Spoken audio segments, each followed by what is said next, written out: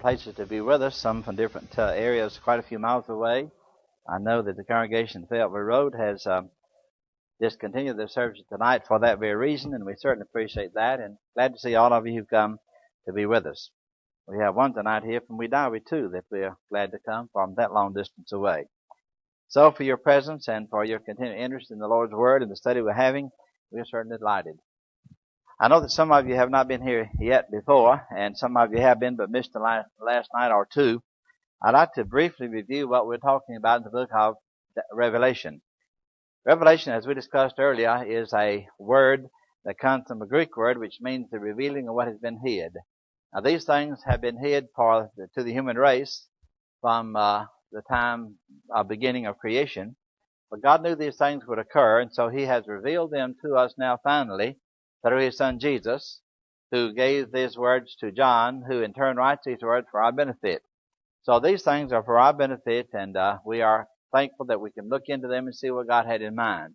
There are several views about Revelation, about what it covers, about the time span that it pertains to. Some think this covers only to basically 70 A.D., when Jerusalem was destroyed. Some think it refers to a time which we're going to talk about tonight, at which Rome lost its significance as a major city in the Roman Empire when the seat of government was moved to Constantinople. And some think it goes up to about the middle of the 400s.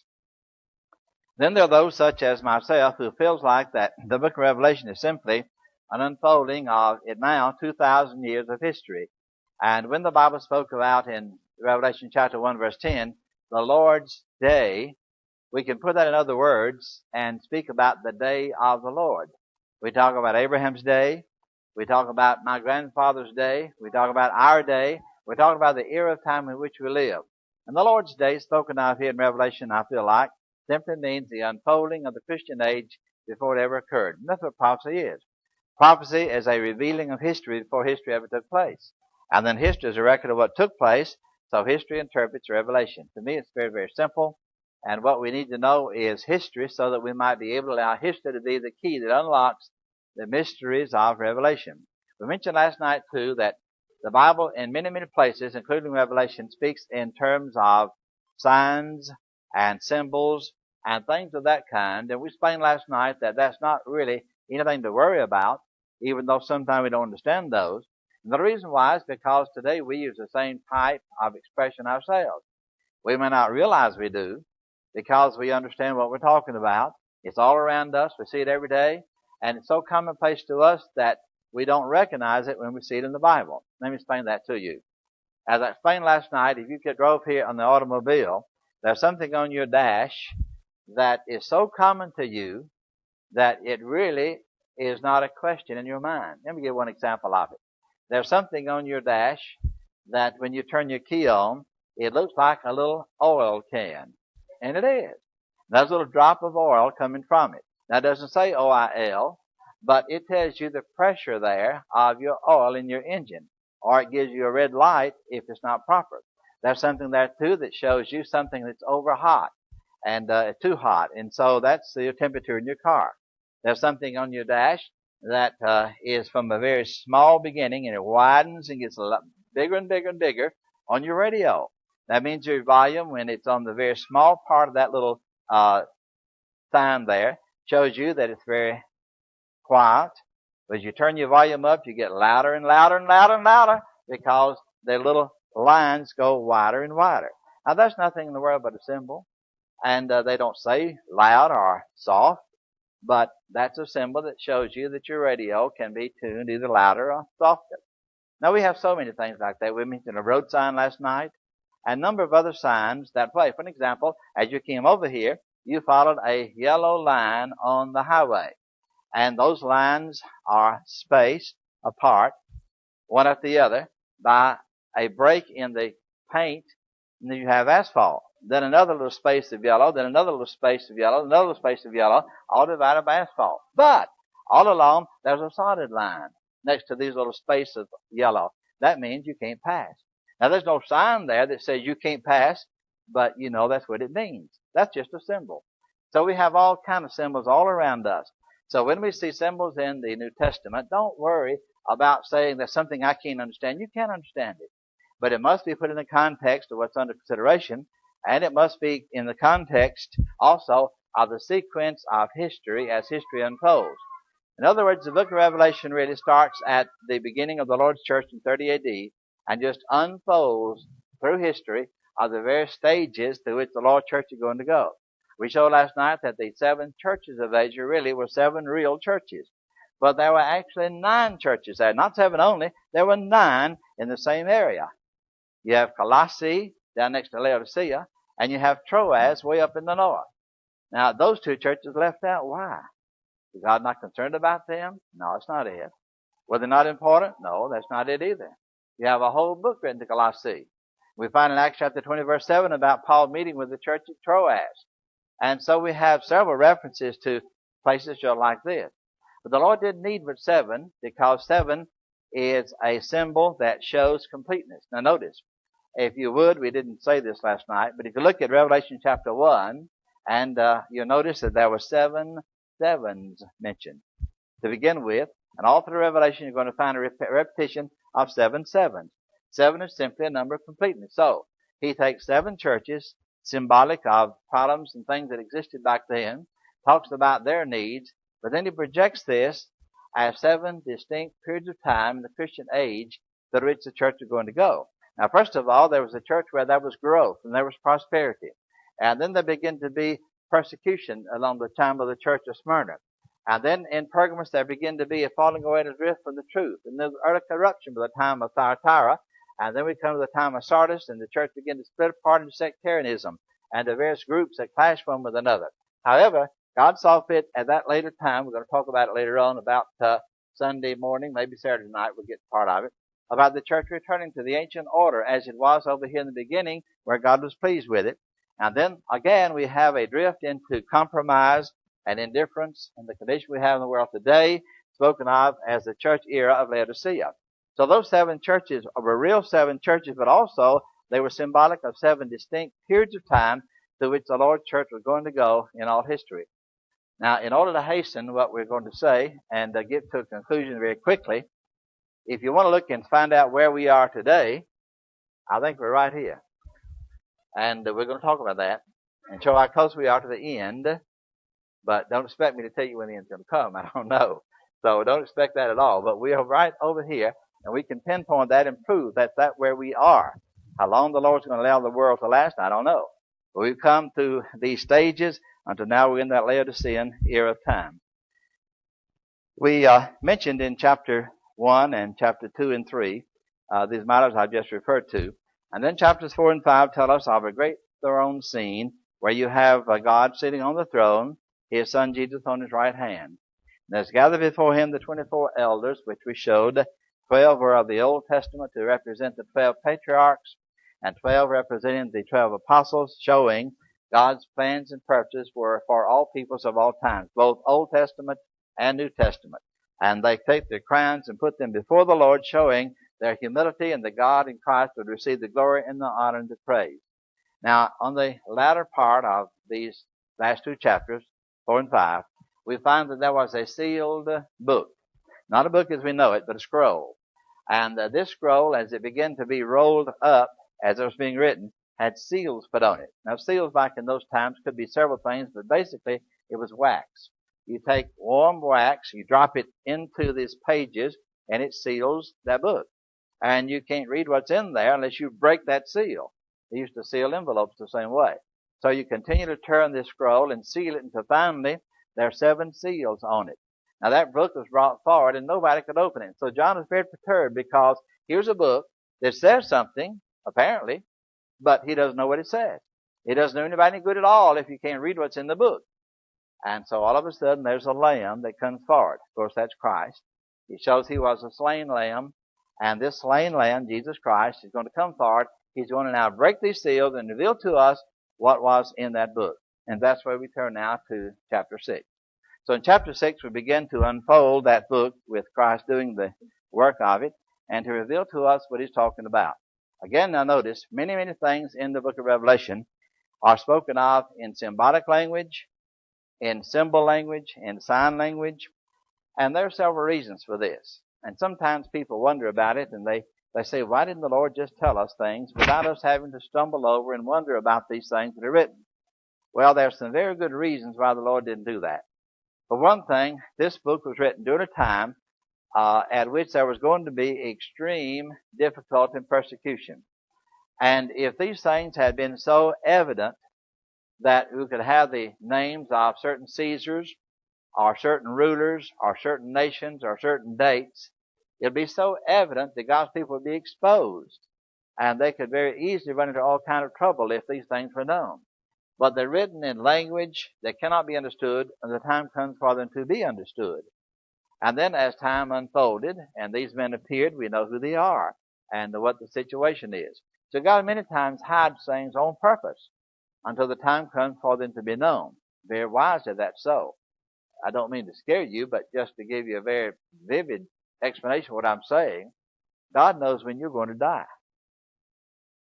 Do you want to know when you're going to die? If you're going to die tomorrow at 9:35 in the morning, do you want to know it right now? I suppose I'd like to know it in one way, but I don't want to know it another way. It scares me to death now to know that. So you see, God doesn't tell us everything we could use or might like to know, but He tells us what we need to know. And He gets most of those kind of things from us. So Revelation is written to tell us what's going to happen. And as those events come about, then they become very, very clear to us, and history is the key that explains what those things are. Verse 1 of chapter 6 says, And I saw when the Lamb opened one of the seals, and I heard as it were the noise of thunder, one of the four beasts saying, Come and see. As we explained yesterday, the four beasts really are four beings, B-E-I-N-G-S. And that word's translated as beast, and it's probably unfortunate in the sense that we think of the beast as something shaggy out there with horns and long tail, but it's not talking about it. It's talking about a being. Now, these beings are similar to angels, and these are the beings that serve God in His presence, before His throne, before His feet. Now, these are four that we're going to read several times about, and they're always serving God. So now these four beasts or beings are present, and they tell John, Come and see what the Lord's going to deliver to you in these open seals.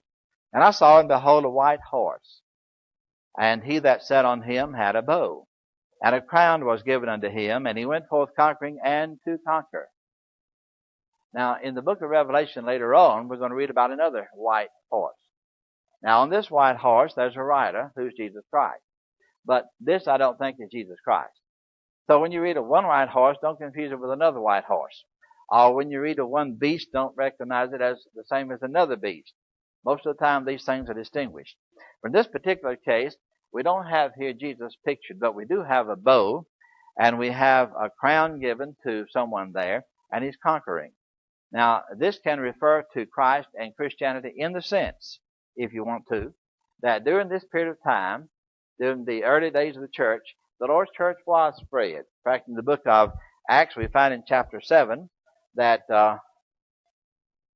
Stephen was teaching the truth very boldly, and they could not stand what he taught. And so they rushed on him, they beat him with the teeth, they drug him out of the city and stoned him to death. And this is the first 4 verse of chapter 8. Now, the Bible tells us that Stephen died. That's unpleasant to read about. It's something we wouldn't like to see, but it happened.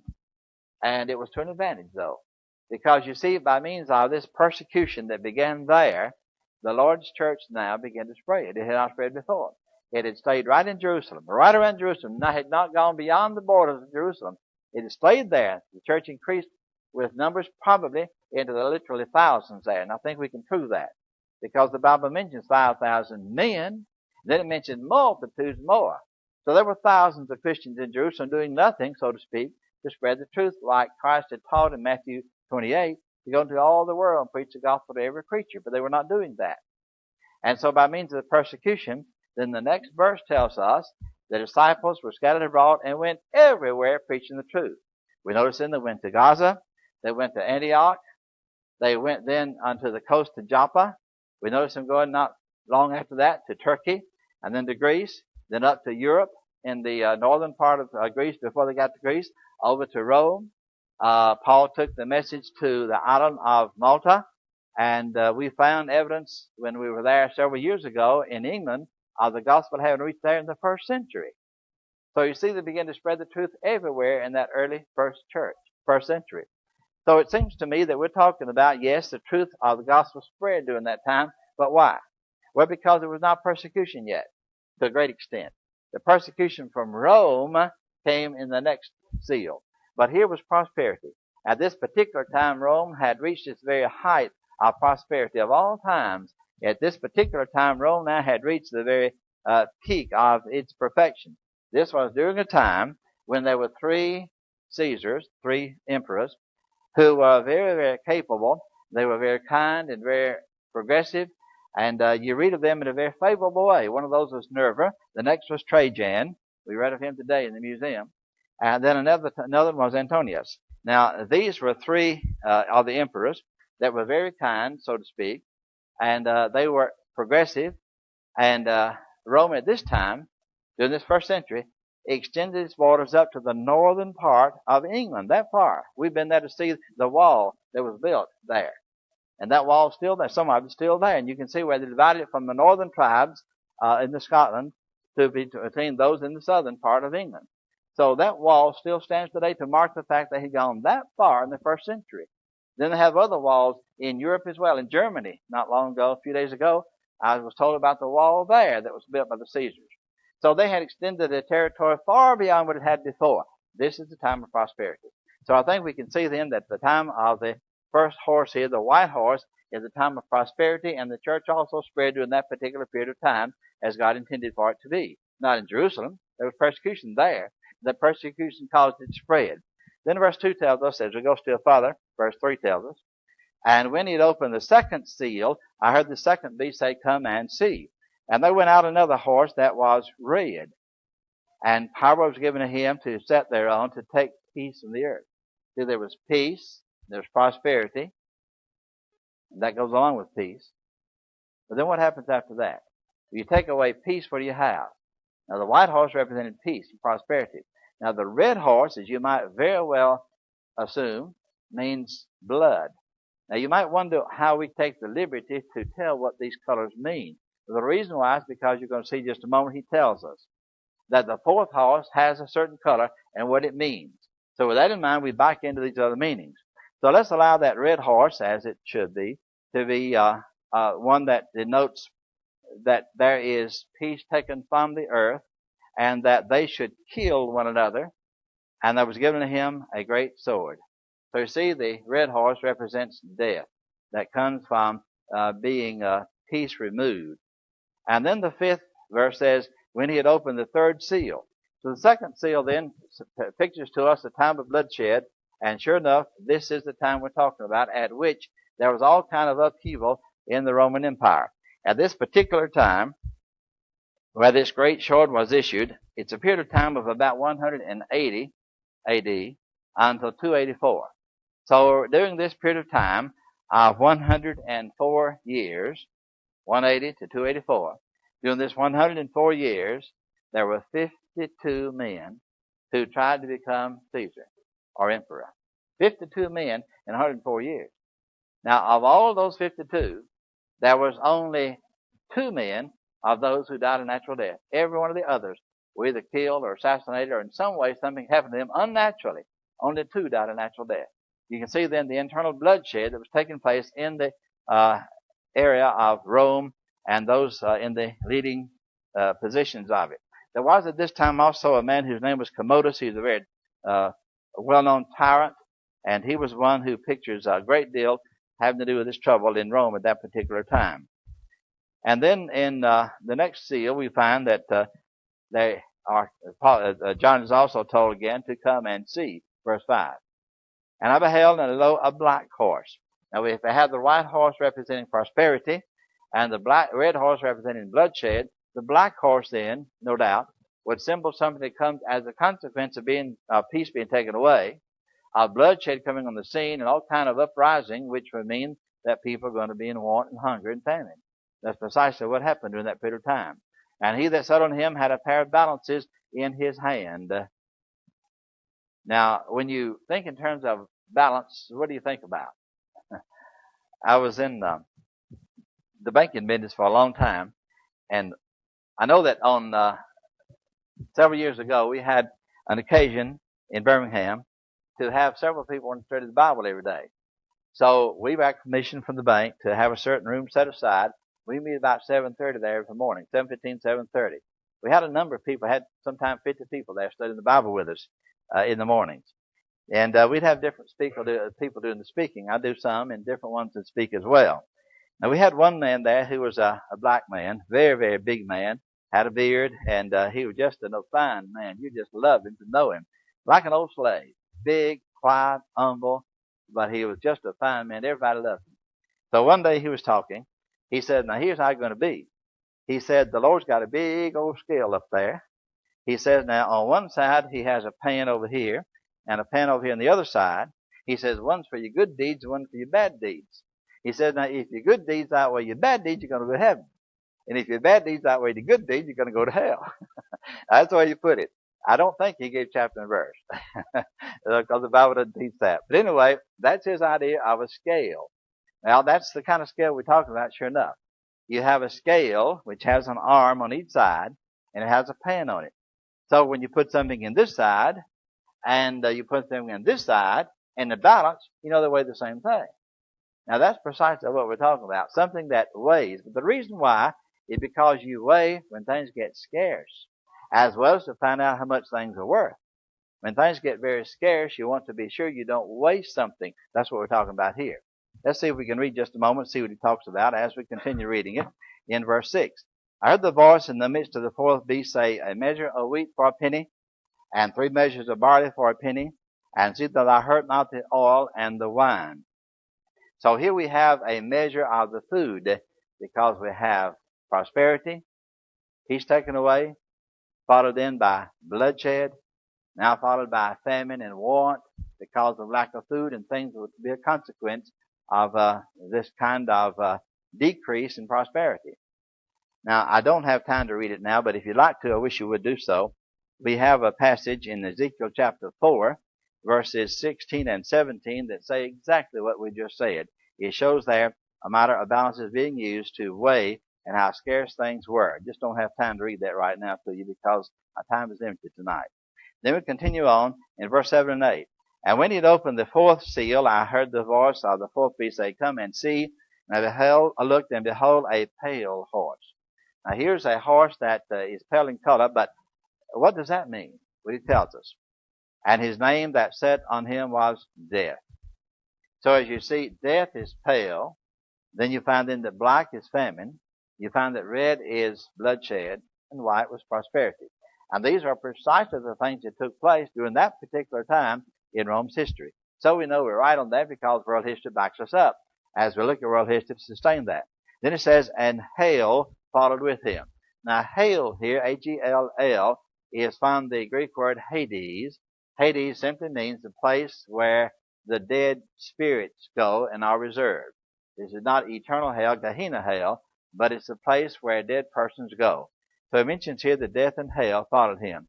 Power is given unto him over the fourth part of the earth to kill with a sword and hunger, with death, and with the beast of the earth. Now, at this particular time, Gibbons tells us. Now, some of you have Gibbons. He wrote a very interesting and a very deep and a very detailed history of the decline and fall of the Roman Empire. That's the name of the book. And he tells us at this particular time that half of the citizens of the Roman Empire died during this time. So Gibbons bears out, but the Bible here predicted ahead of time that that would be. Then we go in verse 9. "When it opened the fifth seal, I saw under the altar the souls of them that were slain for the word of God and for the testimony which they held." Now, I need to stop in our progress for just a moment and explain something here. There are a number of views about what happens to a person after he dies. Now, we know that the body is put in the grave, or it's burned, or it's eaten by fish if he happens to die at sea. So the body disappears, and the body decays, and the body is no longer. Now, when you put it in a grave, we understand, of course, that it's there, and if you dig that grave 50 years, 100 years, or 150 years later, according to what kind of soil it's in, whether it's been exposed or not, then there'll be nothing left of that body. And in some cases, a little bit of the skull. Not very pretty to talk about it, but that's what happened. So you see the body's in the grave, but what happens to the spirit? Now we won't talk any more tonight than this because we don't have the time.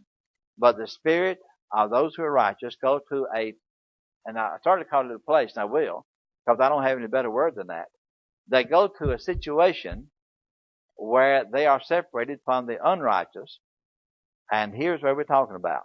Notice, they are alive, they are alert, they know, they're conscious. Now, we don't have time to study that tonight, but I want to mention it to you because notice here, in verse 10, and they, now these are those who had been slain, they've been dead, they were slain for the word of God and testimony, and they cried with a loud voice, saying, How long, O Lord, holy and true, dost thou not judge and avenge our blood on them that dwell on the earth?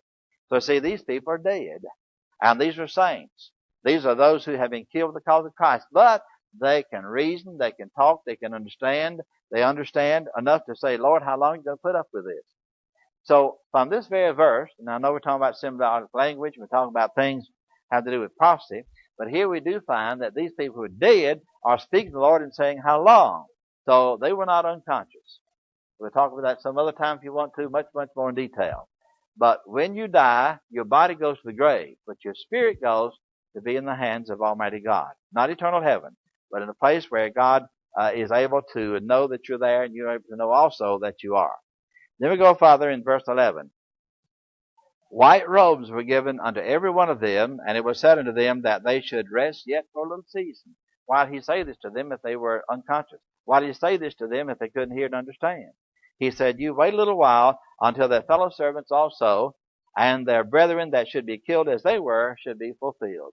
So God says, I understand your problem. You are wondering about how long you're going to put up with this. He says, be patient. Wait a little longer. There's some other who must be killed first, and then I'll take vengeance. And I beheld when he had opened the sixth seal, and lo, there was a great earthquake. Now we're getting something that's going to be very, very interesting to read. Notice now we have come up here to a time at which we have covered the situations of the four horses spoken of, and then there's a great deal of persecution that comes along about this time in the Roman Empire against Christians. And you remember back just last night, when we're reading Revelation chapter 2, verse 10, it says, Thou shalt have tribulation 10 days. Thou shalt have tribulation 10 days. Be thou faithful unto death, and I'll give thee a crown of life. Now let's look at that again. He said that we're going to have, or somebody's going to have tribulation 10 days. Now, what does 10 days mean? Well, as we have discussed before, and we'll mention it once again now, and probably later on again too. In the book of Numbers, the children of Israel went over to the land of promise, and they spent 40 days doing that to find out what the land looked like. Now, 10 of those spies of the 12 came back and said, we can't go over and conquer the land, even though it's given to us by God, and He told us it's ours, we just can't do it. 2 of them said we can. Now, God was so displeased with them that He said, since you have not seen fit to take advantage of my blessings, rebelled against my word, then you're going to wander in this wilderness 40 years. 1 year for every day the spies are gone. So we have a day and a year ratio there. And Ezekiel chapter 4 also, he says the same thing. He says a day for a year.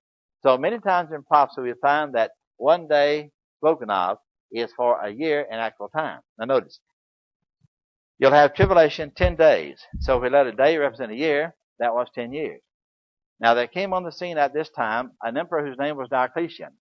Diocletian was, first of all, a very good emperor from the point of view of secular rulers. He'd been a slave. He'd risen up now to become the emperor. He was a powerful man. Start with, very good. But eventually Diocletian became very, very evil, and from 303 to 313 was one of the worst times the early church went through by persecution. World history bears that out. An extremely bad time persecution-wise. From 303 to 313. 10 years. 10 years precisely, predicted in Revelation chapter 3, verse 10. And then it tells us after that, he was deposed. I shouldn't say that. He left the scene on purpose. He let himself cease to be emperor. He set it aside. He went to live in peace and harmony, and others took his place. Anyway, he was not there any longer. So the fifth seal represents a time of persecution. And then when we look at the sixth seal, we find something else about to happen now. And this something happens because there's a man who comes on the scene whose name is Constantine. Now, Constantine is one of 4 emperors that took place and were ruling at the same time. First of all, there were 2. And then they got 2 more, so we have 4. Now, eventually they begin to fight among themselves to find out, as naturally men of war do. You want to try to find out which one of those was the chief. And so they begin to have war with each other. And sure enough, Constantine killed his own father-in-law, and who was one of the emperors. And then his brother-in-law was at war with Constantine, and he was defeated. In trying to escape with his armor, he fell off of a bridge and he drowned. So that eliminates his competition. Constantine now comes as the sole ruler of the Roman Empire. Here's a man who's powerful, very, very powerful. You read a lot about him in world history. In fact, you can see his bust in a number of different places around because he was well known. Now, Constantine, as he began to fight with his brother-in-law, supposedly, so tradition tells us, saw in the sky a cross. And the words were, "In this sign have victory." So the idea was he took this as an omen that I should fight in the name of Christ. Now, whether that's so or not, I don't know, but it has come down throughout the centuries as being what happened. Sometimes those kind of things get their place in history, not really true, so I don't really know about that. But the fact is, nonetheless, he did favor Christianity. His mother became a Christian, and on his deathbed, he was sprinkled. So we do see some credit, nonetheless, in this story. And so he came on the scene, and in 326, we find something happened. We're going to talk about in just a minute. But before we do, I want to read these verses here that we had just come up to. As we look now to verse 12. And I behold, when he had opened the 6th seal, and lo, there was a great earthquake. And the sun became dark as sackcloth of hair, and the moon became as blood, and the stars of heaven fell upon the earth, even as a fig tree casteth forth her untimely figs when she is shaken of a mighty wind. And the heaven departed as a scroll when it was rolled together, and every mountain in Ireland were moved out of their places. Now, we don't know what this is talking about. That is, from reading these verses. We have here a fig tree, we have stars of heaven falling, we have an earthquake, we have the sun becoming black. What in the world is he talking about here? Well, again, understand, we're talking about figurative language. Now, so many people want to take Revelation and make all of these represent something that's real and physical in the world. Now, later on, we're going to read about something that makes a great noise. I know a brother up in Illinois. You know him too, Brother Scott. He says that these are motorcycles. Well, no, the Lord's not talking about motorcycles. But anyway, you could put just about anything you want to in these to make them fit if you want to. But he's talking here in symbolic language about something that's going to happen that seems to have the effect of an earthquake, and in effect the sun quit shining, and all these terrible things happen to us. No, these are not what's really going to happen. This is symbolic language. Read a little farther.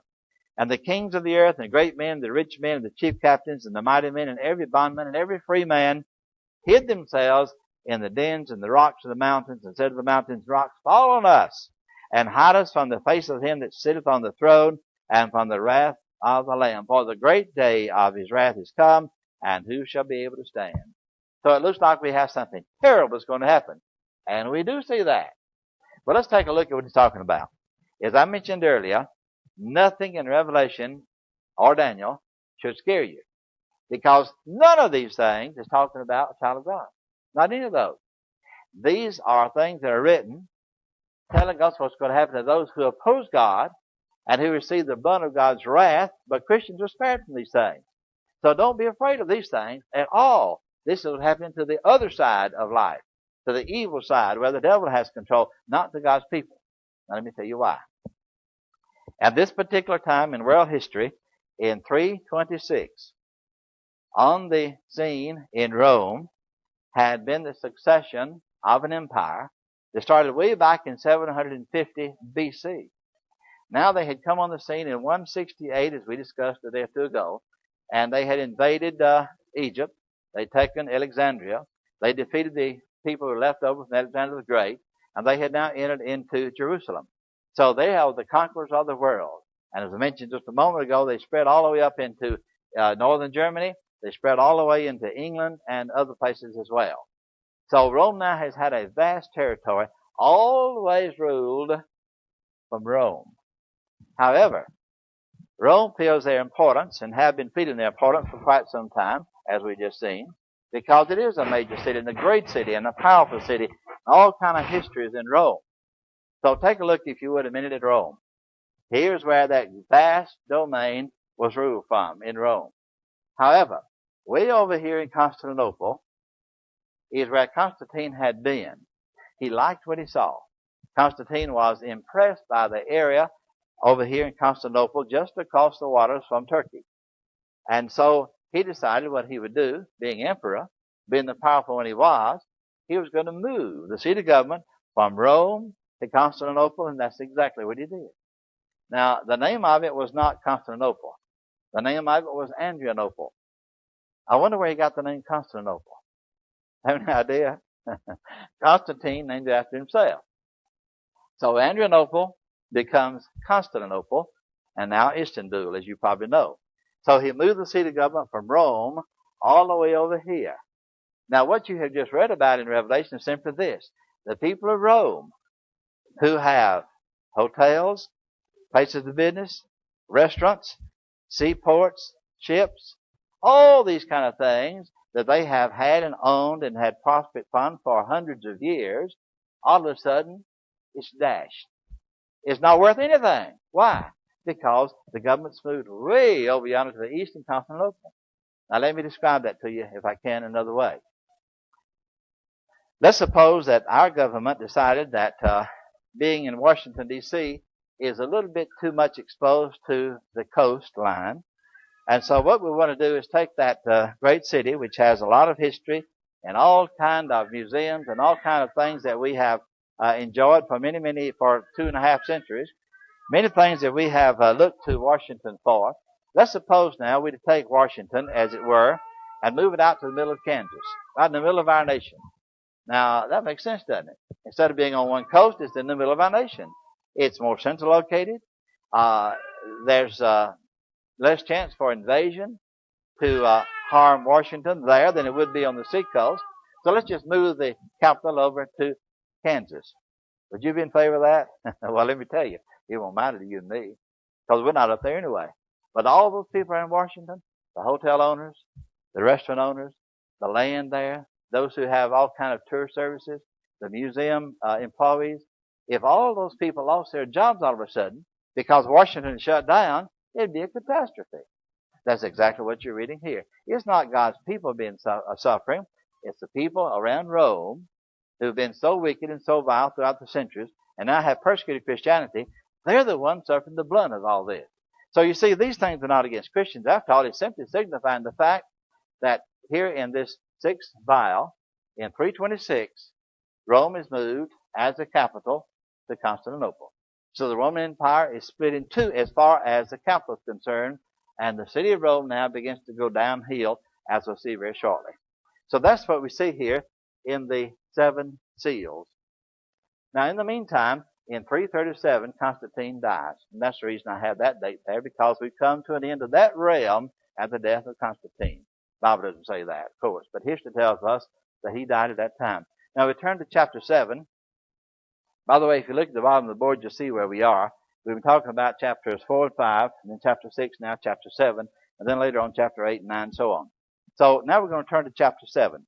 And chapter 7 is something I won't read because of time in detail, but chapter 7 tells us that there were 4 angels standing on the 4 corners of the earth.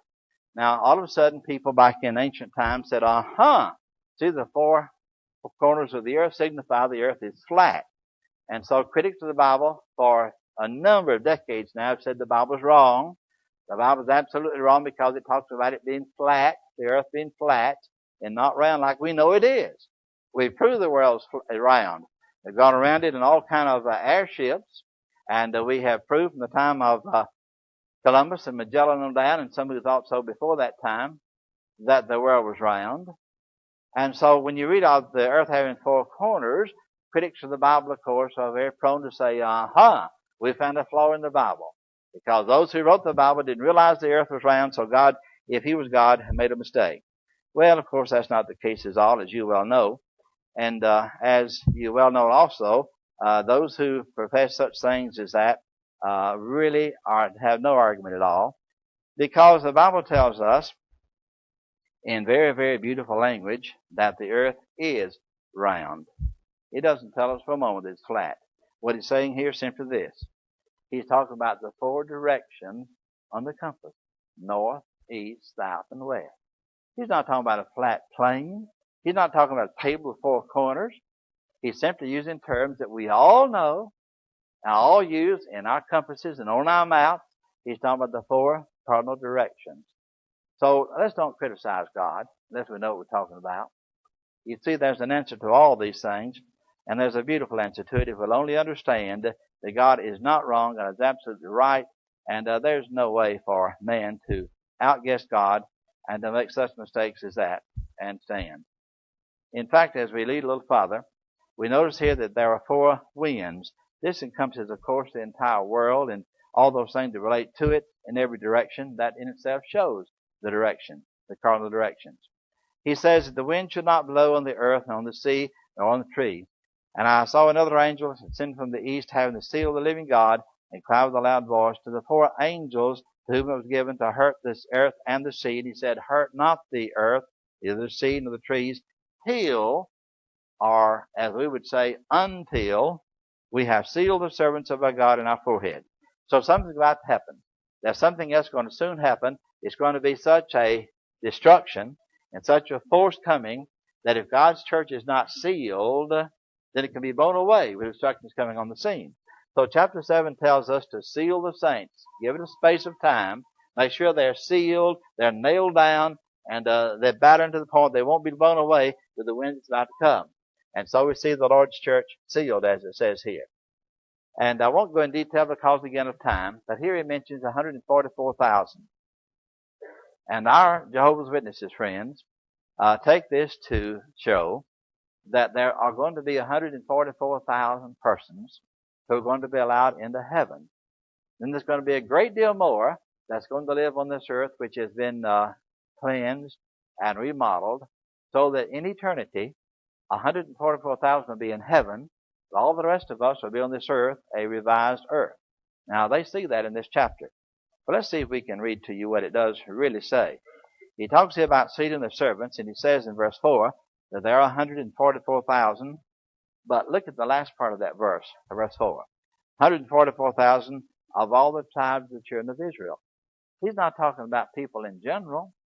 He's taking 12,000 from each of the 12 tribes and giving us a symbolic number of the Jews that are going to respond to the will of God, as opposed to the great number of the Gentiles. That's precisely what happened. You see, Paul says in Romans 1:16, I'm not ashamed of the gospel of Christ, the power of God of salvation to everyone that believeth, the Jew first, also to the Greek or Gentile. And then in the book of Acts, the last chapter, Paul says, as he teaches the Jews, you have rejected the word of God.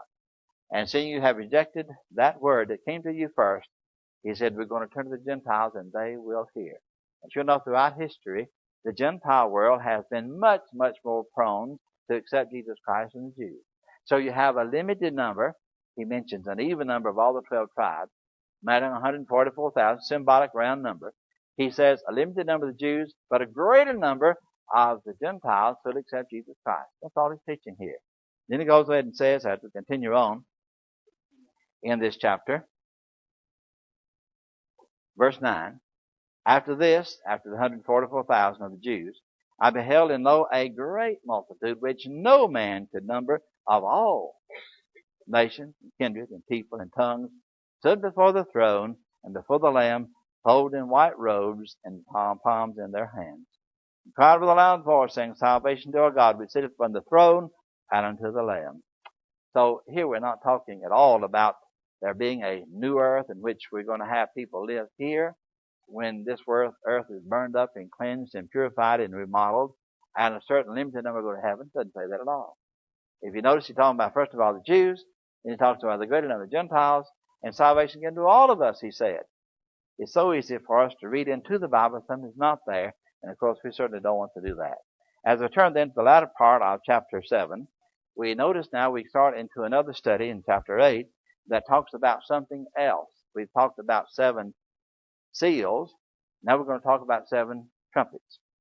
Now, if you notice carefully in reading Revelation, you have the 7th chapter dividing the 7 seals from the 7 trumpets. Then when we get to chapter 14, notice now, chapter 7, then 7 chapters later, chapter 14, we begin now to talk about 7 vials, which are not 2 yet. So the Bible is divided here in these 3 sections: 7 seals, 7 trumpets, 7 vials, by chapter 7, chapter 14. See how 7 figure this so much? You have 7 sevens, you have 7 chapters before, 7 chapters in the middle, divided into 2 sections. All right. Now the 7th seal, as you will notice here, is not used to describe anything that's going to occur, such as these events here in history. For the 7th seal, in its open, simply reveals 7 trumpets. Now notice, you start with the 7 seals, and then in the 7th seal, it reveals 7 trumpets. Now, we're going to talk about 6 trumpets, and the 7th trumpet is going to blow and going to reveal to us 7 vials. So one unfolds into the next, which unfolds into the third. And that's, of course, a little ahead of our story, but I want you to see where we stand. We talked about 7 seals. Now, the 7th seal reveals to us 7 trumpets which begin to blow. And when he had opened the 7th seal, there was silence in heaven about the space of half an hour. And I saw the 7 angels which stood before God, again 7, and to them were given 7 trumpets. And another angel came and stood in the altar, having a golden censer, and there was given unto him much incense, that he should offer it with the prayers of all saints upon the golden altar which was before the throne. So here we have God still praised and glorified, and he is being offered these prayers of ours, which are to him as incense. And the smoke of the incense, which came with the prayers of the saints, ascended up before God out of the angel's hand. And the angel took the censer. Now this changes the picture. The angel took the censer and filled it with fire of the altar, cast it in the earth. And there were voices and thunderings and lightnings and an earthquake. So you see, God is praised and glorified. And then we find on the next view, that same censer is used to take fire of the earth, fire from the altar, and throw it on the earth. Now this shows that there's going to be some kind of destruction come again. Now what's this going to be? Well, we're going to find out very shortly as we continue on. So we're about to talk about the 7 trumpets, and we find now that this vengeance of God is seeing by means of casting on the earth this fire from the altar. Verse 6, and the 7 angels which had the 7 trumpets prepared themselves to sound. The first angel sounded, and there followed hail and fire mingled with blood, and they were cast on the earth. And the third part of trees was burned up, and all green grass was burned up. Now, if we take our sequence of numbers as we've been looking at them from dates, we go from 30 AD up to the 100s, the 200s, the 300s. We come now into the early 400s. And if you turn to your world book histories of the things of the world around us, not from the Bible point of view, secular history, you'll find that at this particular time, Rome now has moved, as you know, as a seat of government. Its seat has been moved from Rome over to Constantinople. So that means Rome City is exposed. And the very next thing you read about in world history is that the Goths from the north, up here in Germany and so on, they come down in an invasion toward Rome. And they sacked Rome and took what they wanted away from Rome. And that's precisely what's pictured here in the book of Revelation. Now, they came from the north under a man whose name was Alaric. They entered Rome in 410. There was a notable burning of destruction of things as they came along the way. In fact, they burned the timbers and things of that kind as they came on their way. Vegetation destroyed. You see, from Germany, in the area of Europe talking about there, it's a very, very pretty country. Rolling hills and all kind of vineyards nowadays. But back then, great trees and great forests and great pastures. And these people were barbarians. They came and burned everything on their way. So they got to Rome, they sacked Rome, then turned around and went back. So here we find Rome in the first time in centuries of time, but they now invaded. They're weak. It's a city now. The main part of the government's over there in Constantinople, so Rome's about to fall. Rome has been an oppressor of God's people. It's been in control of God's people for hundreds of years now. It's about to fall. This is the first invasion that comes to them. Now, the man's name is Alaric, who's their leader, and sure enough, 7 days after he leaves this invasion and goes toward back home, he dies. Just a matter of history that will be interesting for us to note, and later on that'll come up again. But notice it says here that a third of the earth was involved. Now, this is important because I want you to notice something about 1/3 that we're going to repeat again. But he did say a third. That's really important to notice that. As we go further now, beginning with verse 8, and the second angel sounded, as it were a great mountain burning with fire was cast into the sea, and a third part of the sea became blood. So as we look now at this next invasion, we see there was another one under consideration, and that was the sea here. But still, it was a third. On this particular situation, we find it mentioned a great mountain, and don't think in terms of a physical mountain at all, but just think in terms of the fact that we have empires and great governments under consideration. And this is true because when you read the book of Daniel, you remember chapter 2 and verse 35, it speaks about the stone which is cut out of the hand became a great mountain. So mountains many times are used to denote governments or powers, and that's what it means here. Not a physical mountain with rocks and trees on it, but we have a government under consideration here. And so chapter 8 and verse 8 tells us about that. And it says that the sea is under consideration here.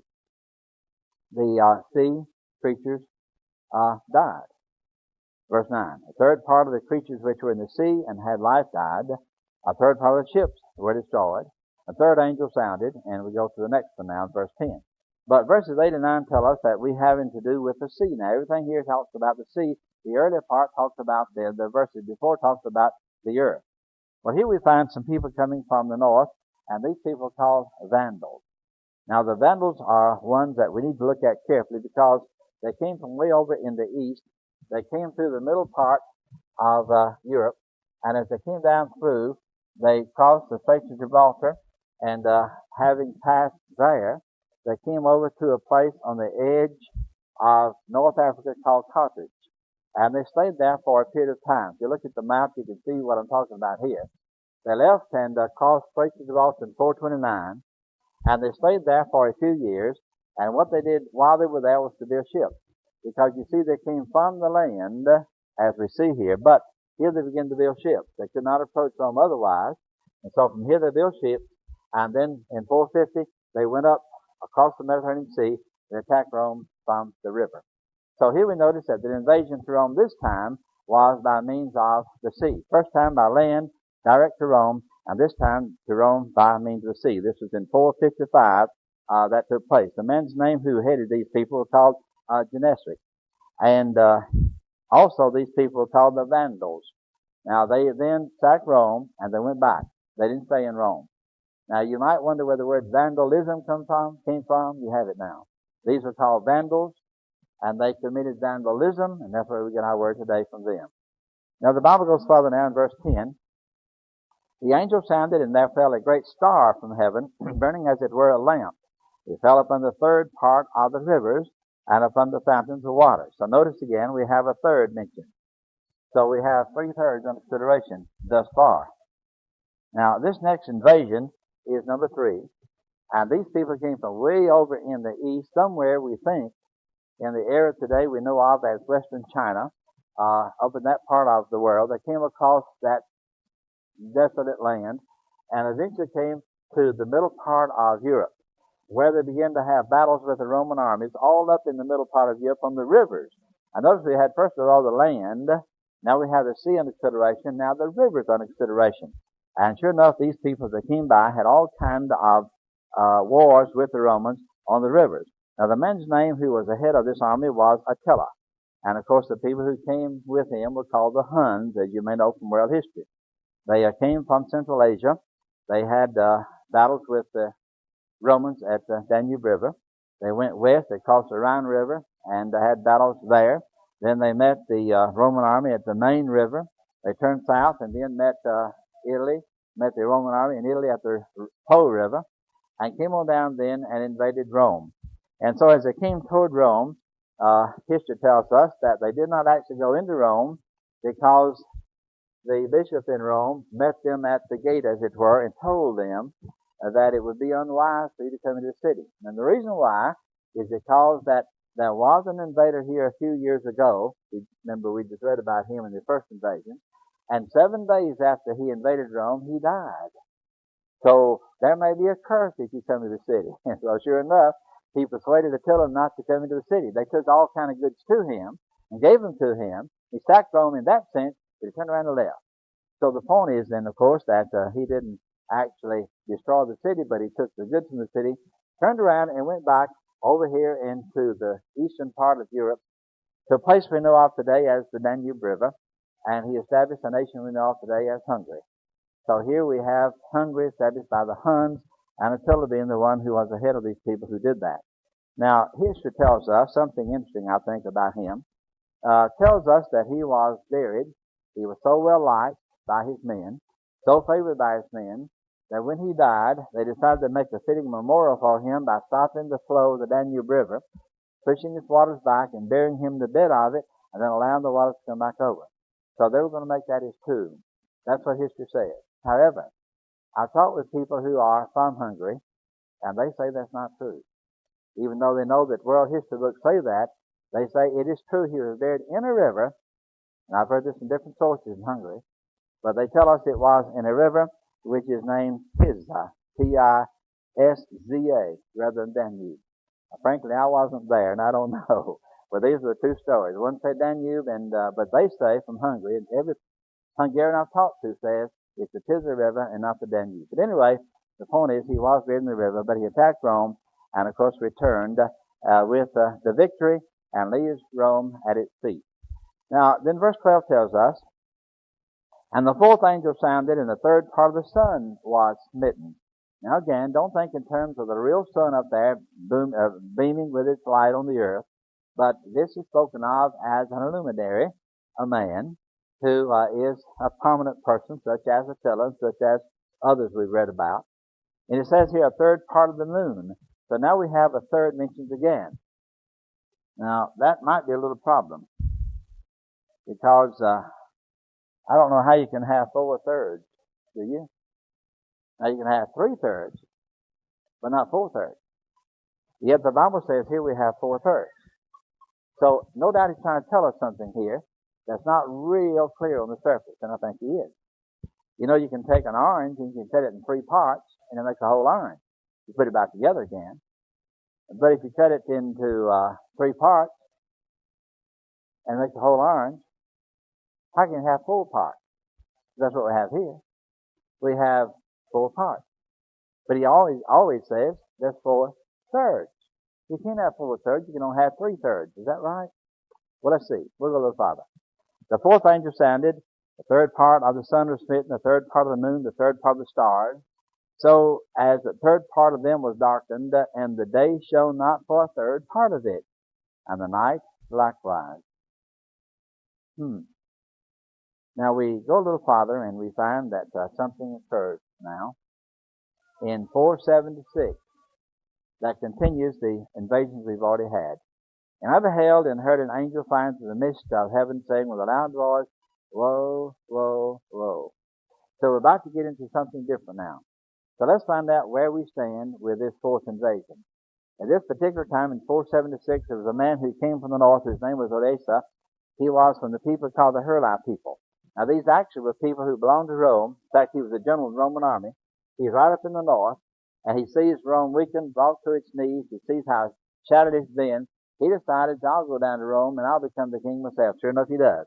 Now you remember the other invasions where the men came from outside. They invaded Rome. They turned around and went back home. Well, he comes, the general in the Roman army. He comes down to Rome. He takes Rome. He sets himself there, remains there, and calls himself the king of Rome. So Rome now comes to its knees by its own general, and consequently we find Rome now, as the first 4 of the 7 trumpets tell us, is brought to its end of its glory and its power. But now what we are finding is simply this, that there are not 4/3 after all of a whole. There's only 3/3 in it. But what he's telling us is this, that Rome is going to fall completely. The Roman Empire is going to fall completely when all 3/3 of it fall. So what we've talked about thus far is this 1/3 of Rome. Now this 1/3 of Rome, sure enough, had 4 invasions. So a third is mentioned 4 times, but it's talking about this same 1/3 of Rome. Now what we find next is there's another 1/3 of Rome down here in the south, and then there's a 1/3 of Rome up here in Constantinople. So you see we have 3/3 after all. But now he just told us about this 1/3, which had 4 invasions in that 1/3 of Rome. We have 2 more to go. And that's where he says in the next verse, there's an angel which calls, woe, woe, woe, and reveals to us the 5th, the 6th, and the 7th trumpets which are to blow. But we've already talked an hour and 15 minutes, so I guess we better wait now for tomorrow. You've been very kind to listen and appreciate so much you're doing so. And let's wait just a little bit further before we conclude, however, tonight. We come down to chapter 13, verse 13.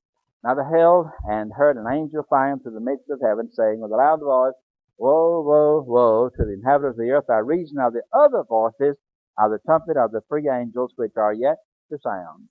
And then chapter 9 begins to tell us about the other 2 trumpets that are going to reveal something to us. And then the 3rd trumpet which blows, which reveals 7 vials which follow those. We've talked pretty fast. I hope we haven't confused anyone.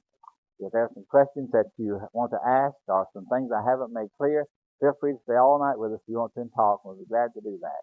But you've listened very, very well. We certainly do appreciate that. And very much thankful for your interest in studying these very important matters about God and His kingdom, His church, and about the events that are going to surround us as people of God in our present day, as we're going to read later on.